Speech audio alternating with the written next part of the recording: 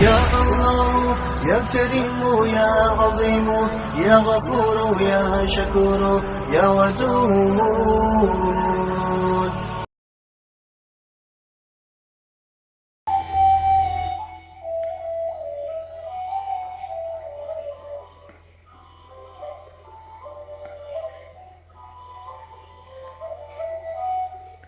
حضرت ابو ہریرہ رضی اللہ تعالی عنہ سے روایت ہے کہ رسول اللہ صلی اللہ علیہ وآلہ وسلم نے فرمایا، جو بچہ پیدا ہوتا ہے اس کو فطرت پر پیدا کیا جاتا ہے، یعنی امر حق کو قبول کرنے کی اس میں صلاحیت ہوتی ہے،